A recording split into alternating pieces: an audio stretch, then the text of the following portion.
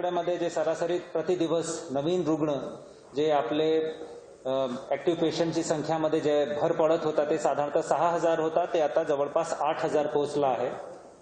आणि director health आणि आपला जे हेल्थ ब्युरो आहे त्यांच्या असेसमेंट प्रमाणे जर वीकली ग्रोथ रेट हीच राहिली तर आपला पुढील 2 दिवसात हा जे आकडा प्रतिदिवस नवीन केसेसचा आहे तो 9,000 क्रॉस होणार आहे.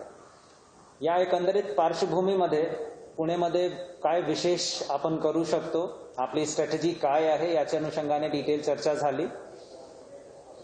दोन्ही कॉर्पोरेशन यामध्ये मायक्रो प्लॅनिंग करून खूप मेहनत करत आहे आणि तसेच ग्रामीण भागामध्ये जिल्हाधिकारी आणि मुख्य कार्यकारी अधिकारी आणि त्यांची टीम सुद्धा कार्यरत आहे. टेस्टिंगच्या दृष्टीने आपला जे सध्या टेस्टिंगचा प्रमाण आहे तो राज्यात हायेस्ट आहे आणि काल आपला जे टेस्टिंग झाली काल एका दिवसात 29,000 टेस्ट झाले आहेत आपले.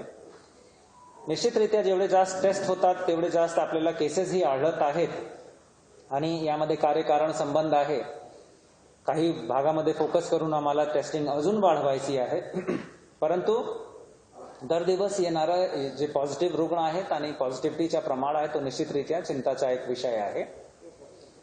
याच्या अनुषंगाने बेसिक इन्फ्रास्ट्रक्चरवर भर देणे, आपली आरोग्य सुविधा बळकट करणे, ऑक्सिजनेटेड बेड्स, आयसीयू बेड्स आणि व्हेंटिलेटर्स यांची संख्यामध्ये सतत वाढ करणे हा एक आवश्यक स्ट्रॅटेजी आहे.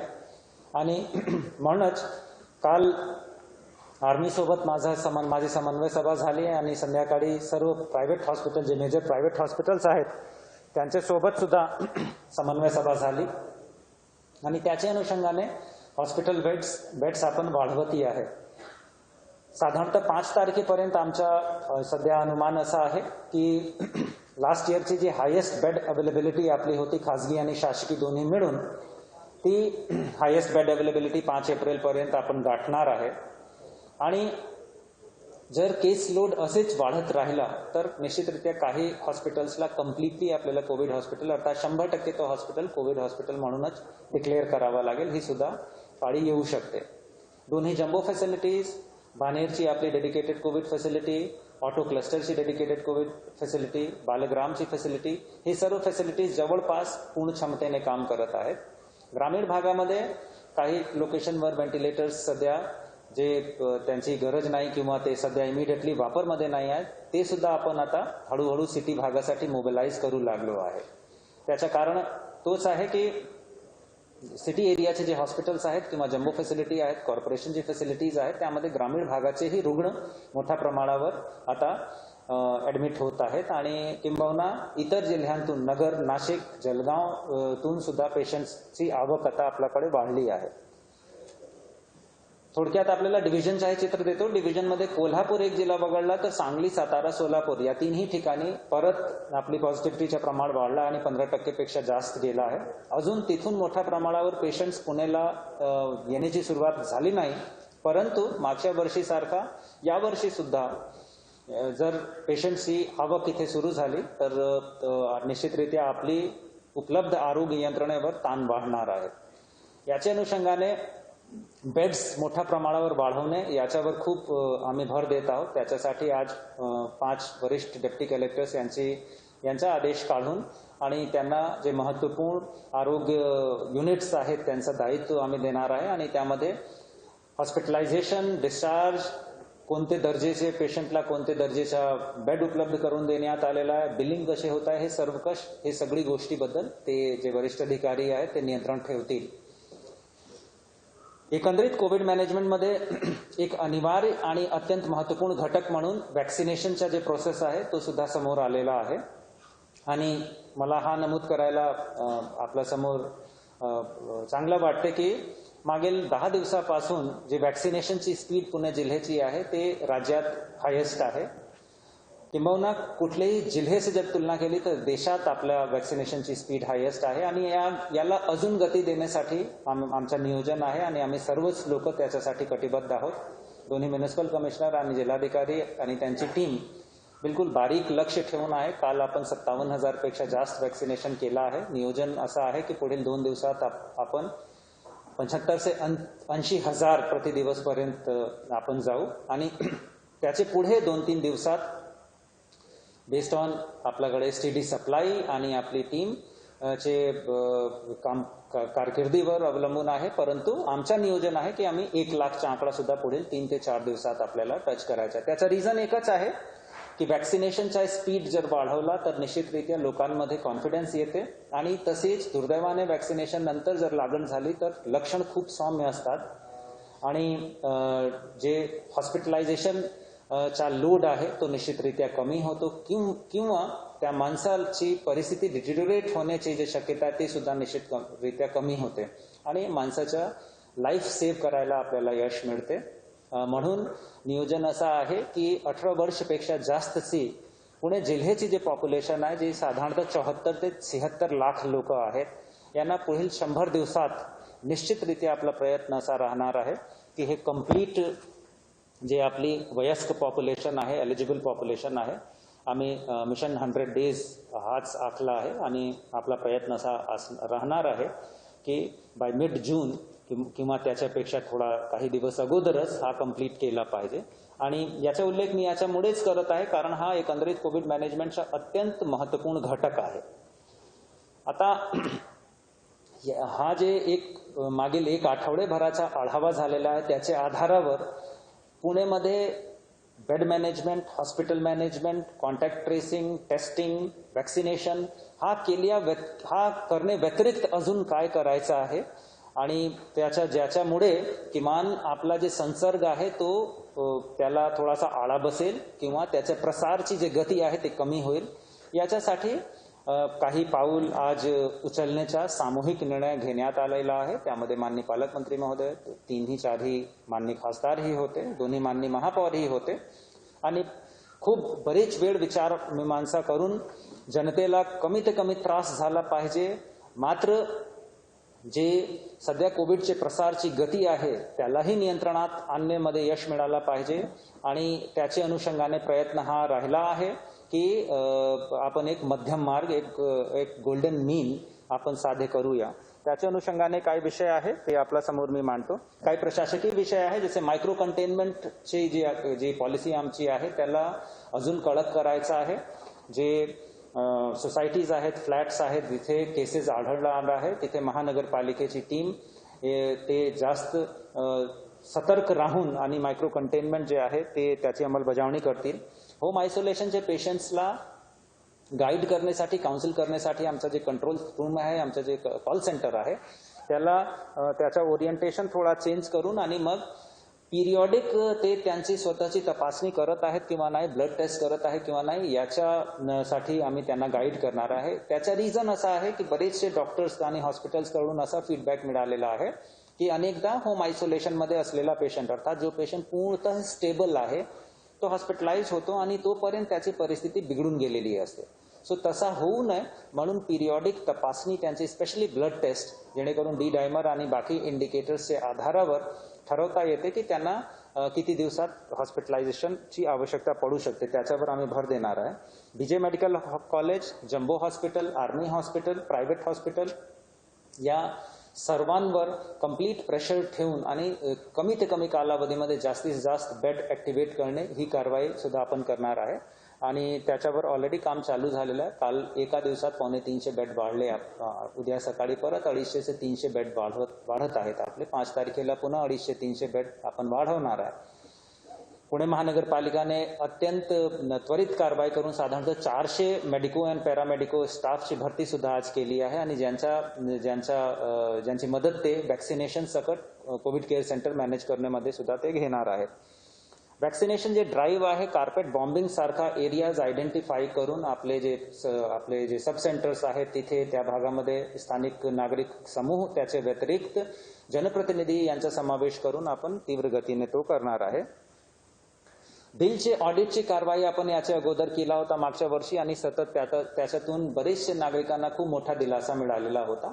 राज्य सरकारचा जे धोरण आहे आणि GR आहे ऑगस्ट 2020चा, तो अजून लागू आहे. त्याचे एनेक्सर C मध्ये देण्यात आलेली सूचनेप्रमाणे जे बिल आहे त्याचा ऑडिट आपण पुन्हा सुरू करत आहे, कारण प्रायव्हेट हॉस्पिटल्समध्ये पुन्हा हॉस्पिटलायझेशनचं प्रमाण वाढलं आहे आणि याचे तक्रार येण्याचे अगोदरच आपण प्रोएक्टिव्हली ही टीम्स आपली पुनर्गठित करून त्यांना कामावर लावत आहे. सुपर स्प्रेडर्सची टेस्टिंग याच्यावर फोकस करणे आणि तसेच जे मुख्य स्थापना आहेत तिथे त्या लोकांना हा दायित्व देणे की त्यांनी त्यांच्याकडचा जे कामगार वर्ग आहे त्यांची वेळोवेळी आठवड्याभरमध्ये किमान एकदा, ही शिफारिश आम्ही स्ट्रॉंगली करणार की किमान एकदा त्यांनी त्यांची तपासणी करून घ्यावी, जेणेकरून या सुपर स्प्रेडर्स यांच्याकडून जे संसर्ग आहे तो पसरणार नाही आणि तसे ते स्वतःही सुरक्षित राहतील. या दरम्यान आता असाही डिसिजन घेण्यात आलेला आहे की सर्व इटरीज, रेस्टॉरंट्स, बार हे पुढील 7 दिवसासाठी कम्प्लिटली बंद राहणार आहे. मात्र पार्सल सेवा, होम डिलिव्हरी सर्व्हिस तिथे चालू राहणार आहे. अर्थात इटरीमध्ये येऊन, रेस्टॉरंट बारमध्ये येऊन आपण जेवण करू शकत नाही, कारण जेवायला बसल्यानंतर बरेचदा त्याच्यामुळे आपल्याला इन्फेक्शन पसरण्याची दाट शक्यता असते आणि तो दिसतही आहे आपल्याला. म्हणून 7 दिवसासाठी हे सर्वच युनिट्स कम्प्लिटली बंद असतील आणि होम डिलिव्हरी सुरू राहणार आहे. मॉल्स आणि सिनेमा हॉल सुद्धा कम्प्लिटली या कालावधीमध्ये पुढील 7 दिवसासाठी बंद राहणार आहे. सर्व प्रकारचे जे धार्मिक स्थळ आहे ते सुद्धा पुढील 7 दिवसासाठी कम्प्लिटली बंद राहणार आहे. तसेच PMPMLची जे बस सर्व्हिस आहे तीही पुढील 7 दिवसासाठी पूर्णतः बंद असणार आहे. मात्र इसेन्शियल कामासाठी ज्या फॅक्टरी, ज्या इंडस्ट्री किंवा ज्या हॉस्पिटल यांना त्यांचे कामगार वर्गासाठी बसेसची किंवा सार्वजनिक वाहतूकची आवश्यकता असेल तर त्यांनी 7 दिवसासाठी हे बसेस अधिग्रहित करून किंवा भाडेवर घेऊन त्यांचे कामगाराची साठी व्यवस्था करावी. कामगारांना याच्या अनुषंगाने त्रास होणार नाही. मेजॉरिटी इंडस्ट्रीजकडे त्यांचा बस सर्व्हिस वगैरे आहे आणि मागच्या वर्षी आपण पाहिलं आहे. सो याच्यामुळे फार काही त्रास होईल असा वाटत नाही आणि ही कालावधी फार छोटी आहे. आपण 7 दिवसाचाच आपण हा निर्णय सध्या घेतला आहे. जे आठवडी बाजार आहे ते सुद्धा या कालावधीमध्ये बंद असणार आहे आणि त्याचे व्यतिरिक्त जे महानगरपालिकाची मंडई आहेत आणि शॉप्स जे असतात जिथे भाजीपाला आणि बाकी गोष्टी विकतात तिथे सामाजिक अंतर याची खात्री केल्यानंतर महानगरपालिकेची जी टीम आहे तिथे कम्प्लीट जे तपासणी आहे, जे कोविड अप्रोप्रिएट बिहेवियर आहे, सोशल डिस्टन्सिंग आहे, हँड सॅनिटायझेशन आहे, ही सगळी व्यवस्था महानगरपालिकेमार्फत करण्यात येणार आहे. आणि एक अजून विषय की मॅरेज आणि अंतिम संस्कार हे 2 गोष्टी सोडून बाकी कुठल्याही प्रकारचे इतर सामाजिक, धार्मिक, सांस्कृतिक, राजनीतिक कुठल्याही कार्यक्रमाला या कालावधीमध्ये अजिबात परवानगी राहणार नाही. मात्र दुर्दैवी घटनामुळे एखाद्या व्यक्तीची मृत्यू होते तर आपण त्याला थांबवू शकत नाही. त्यामध्ये जे निर्बंध होते की 20 व्यक्तीपेक्षा जास्त त्यामध्ये समावेशित होऊ शकत नाही, तो निर्बंध अजून लागू आहे.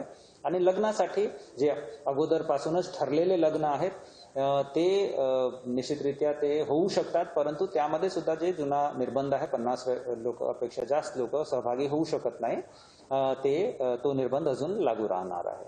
माझ्याकडून एवढाच आहे. आपला काही प्रश्न?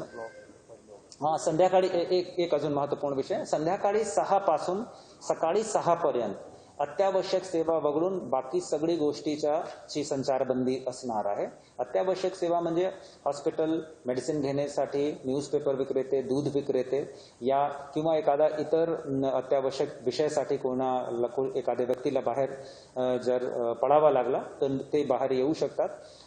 जॉईंट सीपी आणि सीपी पिंपरी चिंचवड एरिया हे दोन्ही आज उपस्थित होते आणि त्यांनी हा दायित्व घेतला आहे की आम्ही शिस्त लावताना सुद्धा कम्प्लिटली मानवी दृष्टिकोन ठेवणार आहे. एकंदरीत या सर्व निर्बंधाचा हेतू फक्त आणि फक्त एकच आहे की लोकांचा जीव सुरक्षित असला पाहिजे, लोकांची जान वाचली पाहिजे आणि हा संसर्ग जे काही निर्णय आहेत हे पूर्ण जिल्ह्यासाठी आहेत आणि हा सर्व निर्णय 7 दिवसासाठी आहेत. पुढील उद्यापासून हे एक सेकंड मी कंप्लीट करून घेऊ. हे सर्व निर्णय उद्यापासून लागू होणार आहेत आणि हे सर्व निर्णयांचा एक समीक्षा याचा एक आढावा पुढील शुक्रवारी पुन्हा एकदा होईल आणि तेव्हा परिस्थिती पाहून आपण डिसिजन घेणार.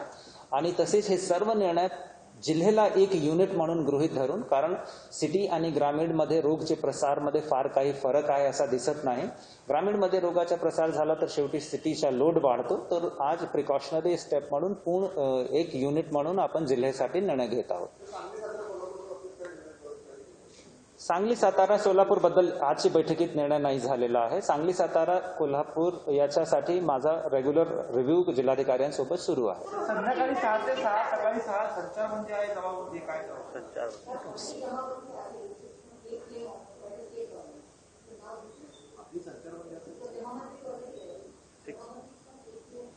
संध्याकाळी 6 पासून सकाळी 6 पर्यंत पुढील 7 दिवसात अत्यावश्यक सेवा वगळून संचारबंदी आहे.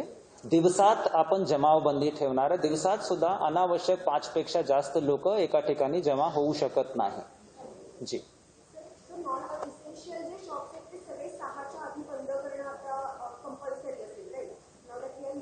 येस येस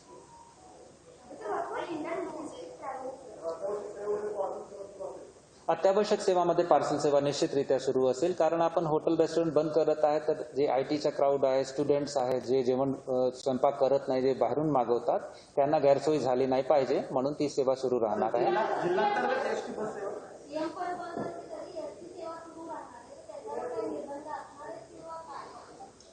एसटी सेवा वर कुठलाही निर्बंध नसणार. इंटर डिस्ट्रिक्ट ही आणि इंट्रा डिस्ट्रिक्ट सुद्धा नाही.